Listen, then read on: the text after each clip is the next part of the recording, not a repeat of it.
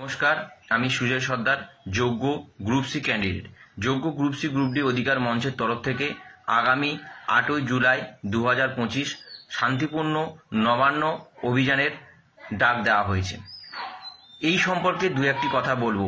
যোগ্য 3394 জন শিক্ষাকর্মী, যাদের এগেনস্টে তদন্তকারী সংস্থা এবং নিয়োগকারী সংস্থার কোনো অভিযোগ না থাকার পরেও শুধুমাত্র নিয়োগকারী সংস্থার প্রাতিষ্ঠানিক দুর্নীতির দায়ে আজকের তাদের চাকরি নিশ্চিহ্ন। সেই সঙ্গে আইনি প্রক্রিয়ায় ফিরে আসার জন্য যে ডকুমেন্টস বা তথ্যগুলো প্রয়োজন সেগুলো তারা দিতে ব্যর্থ হয়েছে এবং সেই কারণে আজকের আইনি প্রক্রিয়ায় যোগ্য শিক্ষাকর্মীরা ফিরে আসার জায়গায় রয়ে গেছে নানা প্রশ্নচিহ্ন। এই প্রশ্নচিহ্নগুলোকে ওভারকাম করার জন্য আগামী 8ই জুলাই আমরা আমাদের রাজ্যের মাননীয় মুখ্যমন্ত্রীর কাছে সাক্ষাৎ চাইছি এবং তা এই যে ডকুমেন্টস এবং আমাদের বর্তমান অবস্থা সম্পর্কে সুস্পষ্ট বার্তা চাইছি। তাই আমরা 8ই জুলাই নবান্নর দিকে এগিয়ে যাচ্ছি। আমাদের প্রশ্নবান পর্বগুলো বিগত দিন অর্থাৎ 3রা জুলাই আমরা কমপ্লিট করে এসেছিলাম নবান্নের সভাগৃহে এবং আমরা জানিয়েছিলাম যে আমাদের এই যে যোগ্য 3394 জন শিক্ষাকর্মীকে যে কোনো মূল্যে স্কুলে ফেরানোর ব্যবস্থা করতে হবে, কারণ তারা মেধা ও যোগ্যতার ভিত্তিতে তাদের চাকরিটা অর্জন করেছিল। তাই তাদের সম্মান এবং মেধার দাম বজায় রাখতে তাদেরকে কিন্তু স্কুলে ফেরাতেই হবে।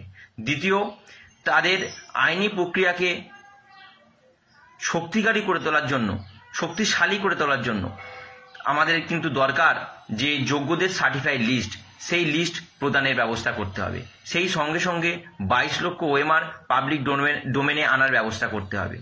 বর্তমানে 4 মাস বেতন না থাকার কারণে তারা যে আর্থিক সংকটের মধ্যে দিয়ে যাচ্ছে, এমতো অবস্থায় তারা ইএমআই দিতে ব্যর্থ হচ্ছে।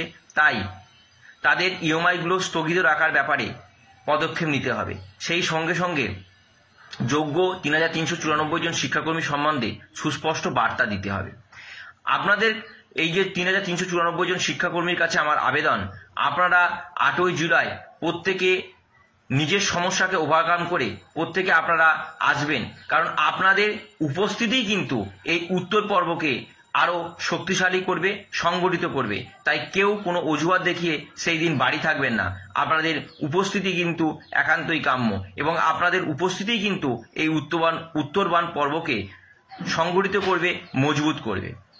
সেই সঙ্গে সঙ্গে আমাদের রাজ্যের কর্মরত শিক্ষাকর্মী, শিক্ষক শিক্ষিকা, হেডমাস্টার মহাশয় এবং 2016 সালের এসএলএসটির যোগ্য শিক্ষক শিক্ষিকাদের আমাদের এই যে শান্তিপূর্ণ অভিযান আছে সেখানে তারা ব্যানার ব্যতীত আমাদের সমর্থনে আসতে পারেন।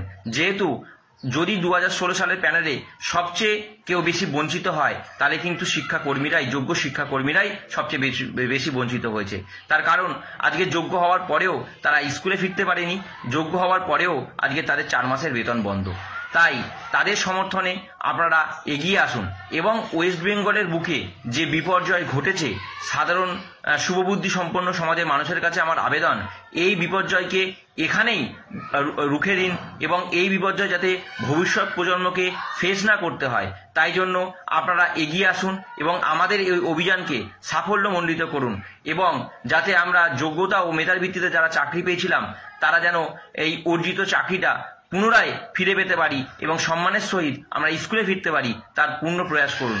এবং যোগ্য শিক্ষাকর্মীদের কাছে আমার বিনীত আবেদন, আপনারা কেউ কোনো অজুহাত দেখিয়ে ওই দিন বাড়ি থাকবেন না, প্রত্যেকে এগিয়ে আসবেন এবং এগিয়ে এসে নিজের যে যোগ্যতা ও মেধার ভিত্তিতে পাওয়া চাকরি, নিজের অর্জিত চাকরি, সেই চাকরির জন্য যে ডকুমেন্টস এখন দরকার সেইগুলো সরকারকে দিতে বলবেন এবং সরকারের কাছ থেকে আদায় করে আনবেন। এবং মাননীয় মুখ্যমন্ত্রীর কাছে আমার বিনীত নিবেদন, ওই দিন 8ই জুলাই মাননীয় মুখ্যমন্ত্রী যোগ্য 3394 জন শিক্ষাকর্মীর সহিত সাক্ষাৎ করেন, তাদের বর্তমান পরিস্থিতি সম্বন্ধে অবগত হন, যোগ্যদের সার্টিফাইড লিস্ট সহ অন্যান্য দাবিগুলো পূরণের মধ্যে দিয়ে উনি যোগ্যতা ও মেধার ভিত্তিতে অর্জিত চাকরিজীবীদের সম্মানের সহিত স্কুলে ফেরানোর পথকে প্রশস্ত করেন।